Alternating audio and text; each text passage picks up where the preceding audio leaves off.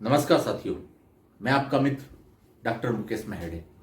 आज हम सामाजिक मुद्दे पे बात कर रहे हैं, सास बहू के संबंध।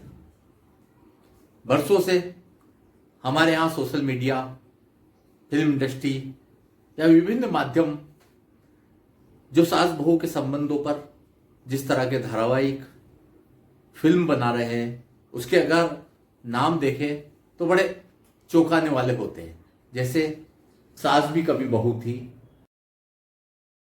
सास बहू और झगड़ा, सास का मुंह काला बहू का बोलबाला, सास के 100 दिन बहू का 1 दिन, सास वर्सेस बहू।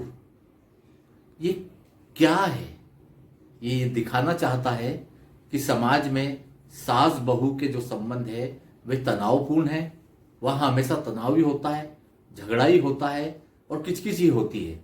इस पूरे विवाद में कहीं ना कहीं जो बेटा है, जो पति है, वो दोनों के बीच में सामंजस्य बनाने में अपनी पूरी ताकत लगाता है, अपना पूरा श्रम लगाता है और मानसिक रूप से भी परेशान होता है। मुझे एक कहानी याद आती है। बरसों पहले की बात है। एक परिवार में बूढ़ी अम्मा रहती है, जो सास रहती है। उसको बहू घर के पुराने बर्तनों के अंदर, टूटे फूटे बर्तनों के अंदर खाना खिलाती है। रोज उसमें खाना डाल देती है और सास उसको खा लेती है। ये निरंतर चलती रहती प्रक्रिया। एक दिन बहू ने देखा कि उसका जो बेटा है वो 4 से 5 साल का है, वो उन बर्तनों को संभाल रहा है, संभाल के एक जगह रख रहा है। तो माँ ने पूछा, बेटा तू ऐसा क्यों कर रहा है? तो उसने बोला कि मम्मी, जब आप भी बुजुर्ग हो जाओगे तो मैं इसके अंदर ही खाना खिलाऊंगा आपको। वो बात उसको लगती है और वो सब टूटे फूटे बर्तन हटाती है और सास के साथ हंसी पूर्वक आगे का जीवन में साथ में मिलके खाना खाते हैं।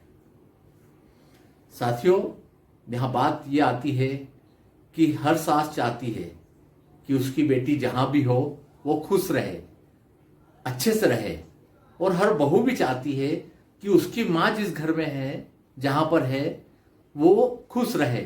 बस हमें पात्र बदलना होगा।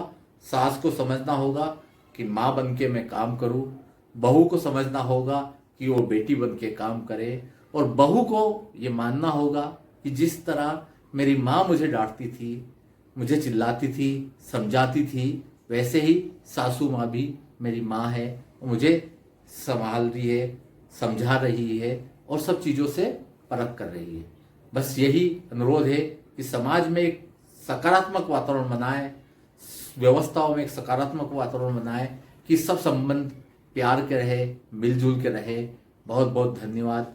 जय हिंद।